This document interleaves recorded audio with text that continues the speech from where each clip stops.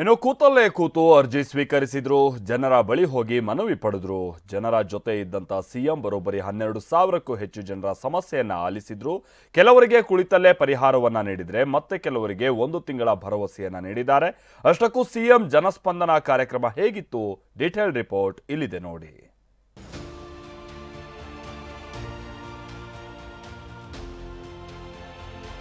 ಎರಡನೇ ಜನಸ್ಪಂದನ ಕಾರ್ಯಕ್ರಮವನ್ನ ಹಮ್ಮಿಕೊಂಡಿದ್ದೀವಿ.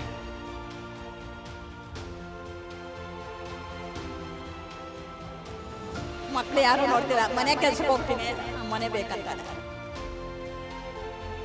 ಚಿಂತೆ ಪಡಬೇಕಾದಂತ ಅಗತ್ಯ ಇಲ್ಲ. ನೀವು ಕೊಟ್ಟಿರ್ತಕ್ಕಂಥ ಎಲ್ಲ ಅರ್ಜಿಗಳಿಗೂ ಕೂಡ ಪರಿಹಾರದ ರೂಪದಲ್ಲಿ ಸರ್ಕಾರ ಮಾಡ್ತದೆ. 12,000 ಜನರ ಸಮಸ್ಯೆ ಆಲಿಸಿದ ಸಿಎಂ ಸಿದ್ದರಾಮಯ್ಯ. ದಿನವಿಡೀ ಜನಸ್ಪಂದನ, ತಿಂಗಳಲ್ಲಿ ಪರಿಹಾರದ ಗ್ಯಾರಂಟಿ. ನೀವು ಪೋಷಕರಾಗಲು ಕಾಯುತ್ತಿದ್ದೀರಾ? ಚಿಂತಿಸದಿರಿ. ಓಯಾಸಿಸ್ ಫರ್ಟಿಲಿಟಿ 90,000 ದಂಪತಿಗಳ ಜೀವನದಲ್ಲಿ ಸಂತೋಷವನ್ನು ತಂದಿದೆ. 7825893601ಗೆ ಕರೆ ಮಾಡಿ. ಅತ್ಯದ್ಭುತ ರಿಯಾಯಿತಿ ಪಡೆಯಿರಿ ಹಾಗೂ ಎಲ್ಲರಿಗೂ ಗುಡ್ ನ್ಯೂಸ್ ಕೊಡಿ. ಜನಸ್ಪಂದನ ಸಿಎಂ ಸಿದ್ದರಾಮಯ್ಯ ಅವರ ಕನಸಿನ ಯೋಜನೆಗಳಲ್ಲಿ ಒಂದು. ಕಳೆದ ನವೆಂಬರ್ನಲ್ಲಿ ತಮ್ಮ ಗೃಹ ಕಚೇರಿಯಲ್ಲೇ ಸಾವಿರಾರು ಜನರ ಸಮಸ್ಯೆ ಆಲಿಸಿದ್ದ ಸಿಎಂ ನಿನ್ನೆ ವಿಧಾನಸೌಧ ಆವರಣದಲ್ಲೇ ಸಾವಿರಾರು ಜನರ ಸಮಸ್ಯೆ ಆಲಿಸಿದ್ರು. ರಾಜ್ಯದ ಮೂಲೆ ಮೂಲೆಯಿಂದ ಬಂದಿದ್ದ 12,000ಕ್ಕೂ ಹೆಚ್ಚು ಜನರ ಸಮಸ್ಯೆಗಳನ್ನ ಸಿಎಂ ಆಲಿಸಿದ್ರು.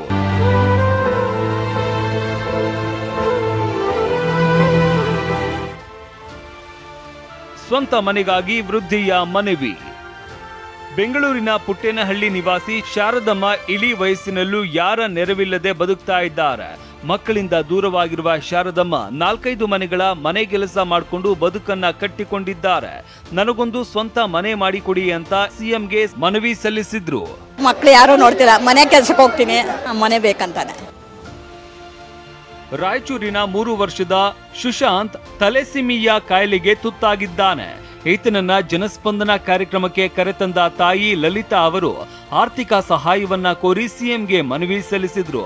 ಅರ್ಜಿ ಸ್ವೀಕರಿಸಿದ ಸಿದ್ದರಾಮಯ್ಯ ಅವರು ಮುಖ್ಯಮಂತ್ರಿಗಳ ಪರಿಹಾರ ನಿಧಿಯಿಂದ ನೆರವು ಒದಗಿಸಲಾಗುವುದು ಅಂತ ಭರವಸೆ ನೀಡಿದ್ದಾರೆ. ವಿಧಾನಸೌಧದಲ್ಲಿ ನಡೆಸಿದ ಜನಸ್ಪಂದನ ಕಾರ್ಯಕ್ರಮದಲ್ಲಿ ಒಟ್ಟು 12,372 ಅರ್ಜಿಗಳನ್ನ ಸ್ವೀಕರಿಸಲಾಗಿದ್ದು, ಸ್ಥಳದಲ್ಲೇ 246 ಅರ್ಜಿಗಳು ಇತ್ಯರ್ಥವಾಗಿವೆ. ಹೀಗಾಗಿ ಪ್ರಸ್ತುತ ಒಟ್ಟು 12,126 ಅರ್ಜಿಗಳು ವಿಲೇವಾರಿಗೆ ಬಾಕಿ ಇವೆ ಅಂತ ಸಿಎಂ ಕಾರ್ಯಾಲಯ ತಿಳಿಸಿದೆ. ಹಾಗಾದ್ರೆ ಅತಿ ಹೆಚ್ಚು ಅರ್ಜಿಗಳು ಇಲಾಖೆಗಳನ್ನ ನೋಡೋದಾದ್ರೆ ಕಂದಾಯ ಇಲಾಖೆಗೆ ಅತಿ ಹೆಚ್ಚು ಅಂದ್ರೆ 3,150 ಅರ್ಜಿಗಳು ಸ್ವೀಕಾರವಾಗಿವೆ. ವಸತಿ ಇಲಾಖೆಗೆ 1,500 ಅರ್ಜಿಗಳು ಸ್ವೀಕಾರವಾಗಿ 2ನೇ ಸ್ಥಾನದಲ್ಲಿದೆ. ಮಹಿಳಾ ಮತ್ತು ಮಕ್ಕಳ ಕಲ್ಯಾಣ ಇಲಾಖೆಗೆ 903 ಅರ್ಜಿಗಳು ಸಲ್ಲಿಕೆಯಾಗಿವೆ. ಸಮಾಜ ಕಲ್ಯಾಣ ಇಲಾಖೆಗೆ 870, ಶಾಲಾ ಶಿಕ್ಷಣ ಮತ್ತು ಸಾಕ್ಷರತಾ ಇಲಾಖೆಗೆ 670, ನಗರಾಭಿವೃದ್ಧಿ ಇಲಾಖೆಗೆ 600, ಹಿಂದುಳಿದ ವರ್ಗಗಳ ಇಲಾಖೆಗೆ 543 ಹಾಗೂ ಗ್ರಾಮೀಣಾಭಿವೃದ್ಧಿ ಮತ್ತು ಪಂಚಾಯತ್ ರಾಜ್ ಇಲಾಖೆಗೆ 520 ಅರ್ಜಿಗಳು ಸಲ್ಲಿಕೆಯಾಗಿವೆ.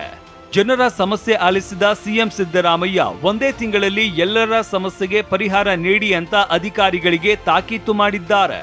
ಅವರ ಅರ್ಜಿಗಳಿಗೆ ಆ ಅರ್ಜಿಗಳನ್ನು ವಿಲೇವಾರಿ ಮಾಡತಕ್ಕಂಥ ಕೆಲಸವನ್ನ ಅಧಿಕಾರಿಗಳು ಮಾಡಬೇಕು.